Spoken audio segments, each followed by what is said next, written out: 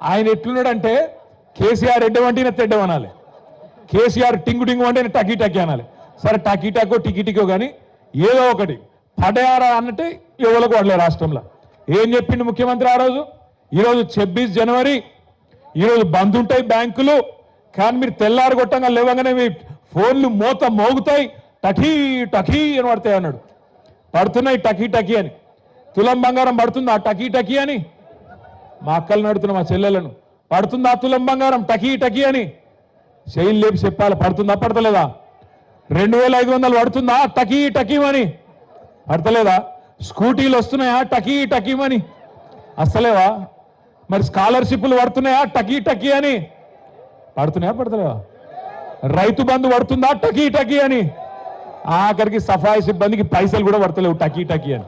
గ్రామ పంచాయతీ సిబ్బందికి, మున్సిపాలిటీ సిబ్బందికి వాళ్ళ జీతాలు కూడా పడతలేవు టకీ టకీ అని. ఇక ఈయననేమో టకీ టకీ అని కొత్త కొత్త కథలు చెప్తాడు.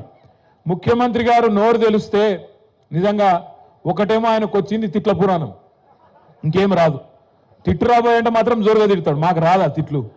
మనకు రావా ఊళ్ళల్లో తిట్లు? ఒక్కొక్కరికి మైక్ ఇస్తే ఇప్పుడు మీరు ఒక్కొక్కరు వాళ్ళ చెవులు మోగి మూసుకోవాలి, అట్లా తిట్టచ్చు. కానీ మనకు సంస్కారం ఉంది. నేను అంటాడు ముఖ్యమంత్రి, మీరు చూసిన అందరూ కొడంగల్లో యాడ్ను మాట్లాడి నిన్న ఏమంటాడు? కేసీఆర్ నువ్వు కొట్టుడు కాదు, నువ్వు నిలవాడు, సరిగ్గా నిలవాడు, కట్టలేకుండా నిలవాడు అంటుండు. ఒక 71 ఏళ్ల పెద్ద మనిషిని పట్టుకొని సంస్కారం లేని ముఖ్యమంత్రి గారు ఏమంటున్నాడు?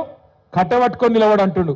నేను చెప్తున్నా ముఖ్యమంత్రికి, రేవంత్ రెడ్డి గారు నీకు సంస్కారం లేకపోవచ్చు, కానీ ఒక్కటి గుర్తుపెట్టుకో, కేసీఆర్ ఆయన నిలబడు కాదు, 4 కోట్ల తెలంగాణ ప్రజల ఆత్మగౌరవాన్ని నిలబెట్టిన వాడు కేసీఆర్. తెలంగాణ అనే రాష్ట్రాన్ని ఏర్పాటు చేసి దేశం ముందు సమున్నతంగా నిలబెట్టిన వాడు కేసీఆర్. అందుకే మా చెల్లె రజని ఒక మాట అన్నది నిన్న, నాకు బాగా నచ్చింది. ఏమన్నా దొరికేనా? రేవంత్, కేసీఆర్ కట్ట లేకుండా నిలబడతాడు, కానీ నువ్వు కమిషన్ లేకుండా ప్రభుత్వాన్ని నడుపురా నాయన అని చెప్పింది. కమిషన్ తీసుకోకుండా ప్రభుత్వాన్ని నడుపు దమ్ముంటే ఆయన కట్ట లేకుండా కాదు మంచిగా నిలబడతాడు.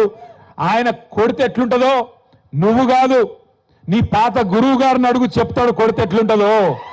నీ ఇప్పుడు గురువుని అడుగు, నీ గురువుని అడుగు, రాహుల్ గాంధీ వాళ్ళ అమ్మని అడుగు, చెప్తుంది ఎట్లా ఢిల్లీ మెడలు వంచి తెలంగాణ తెచ్చిండో కేసీఆర్ కొడితే ఎట్లుంటుందో ఆ దెబ్బ తిన్నోళ్ళని అడుగు, తెలుస్తుంది. ఆయన నాకు తెలియక అడుగుతా, ఈయనకు కేసీఆర్కి ఏమైనా పోలికున్నది? అసలు కేసీఆర్ ఏమో హిస్టరీ, కేసీఆర్ అంటే హిస్టరీ, రేవంత్ రెడ్డి అంటే లాటరీ. టికెట్ కొనకుండా లాటరీ గెలిచిపోయాడు, టికెట్ కొనకుండా లాటరీ గెలిచినాడు రేవంత్ రెడ్డి.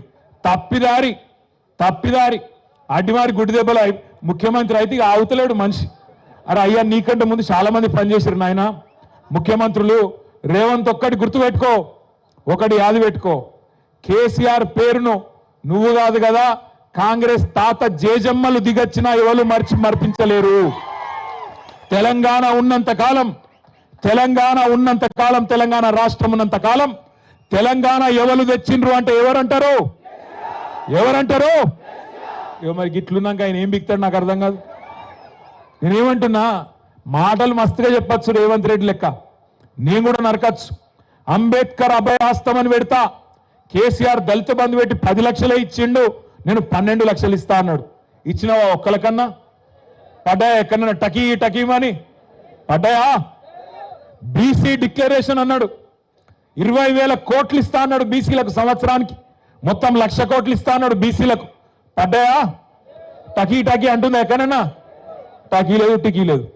అందుకే అంటున్నా రేవంత్ రెడ్డి, ఇక తిట్ల పురాణం బంద్ చేయి.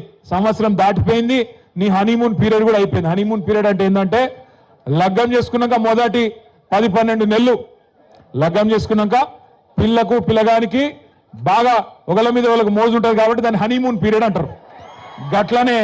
గట్లనే రేవంత్ రెడ్డి కూడా కొత్తగా ముఖ్యమంత్రి అయింది కాబట్టి ఏమైనా చేస్తాడేమో, ఏమైనా ఇస్తాడేమో అని అనుకున్నారు. ఇప్పుడు అది ఒడిసిపోయింది.